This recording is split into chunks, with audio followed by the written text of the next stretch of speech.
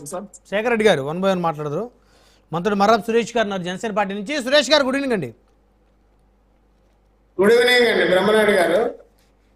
2 అంశాలు. మొదట మాజీ మంత్రి సీదిరి అప్పలరాజు గారిని అరెస్ట్ చేశారు పోలీసులు. సో రెండో అంశం అక్రమ మైనింగ్.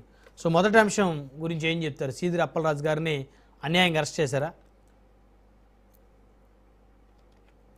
సార్ నమస్తే అండి బ్రహ్మనాయుడు గారు, అలాగే శేఖర్ రెడ్డి అన్నకి, అలాగే రాజ్ న్యూస్ వీక్షకులకు కూడా నా నమస్కారాలు తెలియజేస్తున్నాను.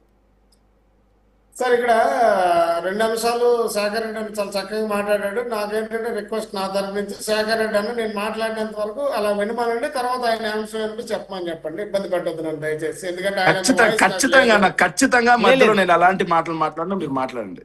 నా రిక్వెస్ట్ అన్న ప్లీజ్. అయితే ఇప్పుడు సీదిరి అప్పలరాజు చేసింది తప్ప అంటే 100కి 100 తప్పేనండి. ఓకే. ఎందుకంటే ఇప్పుడు యాక్సిడెంట్లు అనేది ఏదైనా రోడ్డు ప్రమాదాలు జరగడం సర్వసాధారణంగా మనకున్న పరిస్థితులు బట్టి ఎక్కడైనా జరగవచ్చు, యాదృచ్ఛికంగా జరుగుతాయి. అది నిజంగా బాధాకరమైన విషయం. సీదిరి అప్పలరాజు పిల్లాడు 18 ఏళ్ల వయసు ఉన్న పిల్లాడు బైక్ యాక్సిడెంట్ చేశాడు, అదేదో జరిగింది. అప్పుడు ఒక ప్రజాప్రతినిధిగా ఏదైతే ఆయనకున్న ఒక బాధ్యతగా, ఎందుకంటే ఈయన ప్రజా పరిపాలన చేసే ఒక నాయకుడు, మాజీ మంత్రి, ఒక ఎమ్మెల్యేగా చేసి ఒక డాక్టర్ చదువుకున్నాడు. జగన్మోహన్ రెడ్డి గారి భాషలో చెప్తే ఆయన ఒక డాక్టరు, ఆయన ఒక మంత్రి, ఆయన ఒక చదువుకున్న వ్యక్తి అంతకంటే ముందు. అయితే అలాంటి వ్యక్తి ఒక యాక్సిడెంట్ జరిగేటప్పుడు అక్కడ ఎవరైతే యాక్సిడెంట్ గురయ్యారో ఆ వ్యక్తిని మనం హాస్పిటల్కి తీసుకెళ్ళడము, లేదంటే ఏదో ఒకటి ఆయన ఫస్ట్ ఎయిడ్ అని ఆయన ప్రాణాలు కాపాడే బాధ్యత తీసుకోవాలి ఫస్ట్. అది కాకుండా వాళ్ళ అబ్బాయిని రక్షించే పనిలో వాళ్ళ అబ్బాయిని తీసుకెళ్లిపోయి ఫస్ట్ ఎయిడ్ అన్ని చేయించుకొని ఆ యొక్క ఏదైతే యాక్సిడెంట్ గురైన ఒక వ్యక్తిని పూర్తిగా పట్టించుకుంటూ వదిలేశారు. కనీసం ఆ యాక్సిడెంట్ చేసిన వ్యక్తి వాళ్ళ నాన్నకి ఫోన్ చేసి ఉంటే యాక్సిడెంట్ గురైన వ్యక్తి పరిస్థితి ఎలా ఉందని చెప్పి కనుక్కొని వాళ్ళందరినీ ఇమీడియట్ గా అంబులెన్స్ తీసుకెళ్లి ఇద్దరికి కూడా ఒకేసారి ట్రీట్మెంట్ చేసి ఉండొచ్చు. కానీ అక్కడ అలా జరగలేదు. అక్కడ ఏం జరిగింది, సీదిరి అప్పలరాజు కొడుకును మాత్రమే సేవ్ చేసుకుని ఈ అబ్బాయిని కేసుల్లో వెళ్లకుండా ఉండడానికి కనీసం కొన్ని వాళ్ళైనా ఎవరు వాళ్ళ ఇంట్లో సన్నిహితంగా ఉండి వాళ్ళ పిల్లాడితో పాటు స్నేహంగా ఉన్నటువంటి వ్యక్తి, వాళ్ళ నాన్న, వాళ్ళందరూ కూడా సీదిరి అప్పలరాజు గారు ఒక కన్సర్న్లో వాళ్ళ దగ్గర ఏదో రకంగా వాళ్ళెవరు అనొచ్చు, లేదంటే వాళ్ళ పనులు చేసే వ్యక్తులైనా అనొచ్చు. అంటే వేరే ఒక వ్యక్తిని ఇందులో ఇన్వాల్వ్ చేసి పెట్టడం జరిగింది.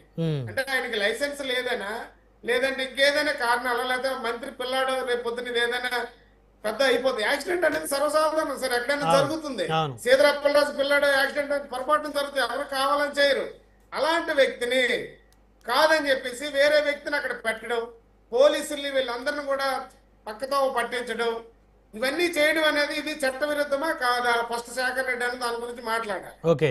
ఇప్పుడు అలాంటి విషయాలు చేస్తే రేపు పొద్దున్న అంటే ఒక మ్యానిపులేషన్ అనేది చేస్తే రేపు పొద్దున్న ఎవరైనా కావాలని ఒక వ్యక్తిని వెళ్ళి గుద్దుతారండి, యాక్సిడెంట్ అని చూపిస్తారు. మర్డర్ కేసు అని ఎందుకు అంటున్నారంటే ఏమైనా కావాలని చేశారా?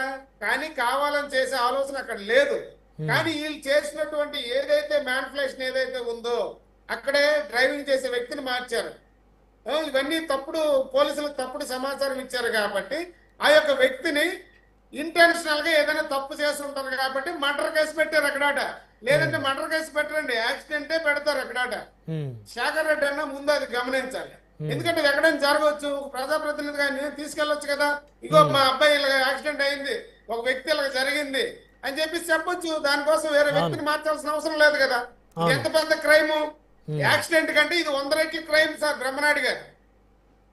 ఓకే. అక్కడ అది ఒకటే తప్ప ఎందుకు ఆ పిల్లాడికి వాళ్ళ నాన్నగారు డైరెక్షన్ ఇచ్చారు కాబట్టి, అందులో ఒక ఎస్ఐ గారు కూడా ఎవరో వాళ్ళకి ఇలాంటి సలహాలకి ఏదో జరిగిందని చెప్పి ఆ ఎస్ఐ గారిని కూడా సస్పెండ్ చేయడం జరిగింది. అవును.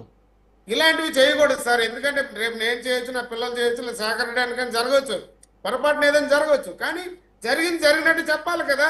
సో మీరు ఎందుకు వ్యవస్థలు మేనేజ్ చేయాల్సిన అవసరం? జరిగినప్పుడు వెంటనే రెస్పాండ్ అయ్యి బాధిత కుటుంబానికి అండగా ఉంటే పరిస్థితి వచ్చేది కాదంటారు.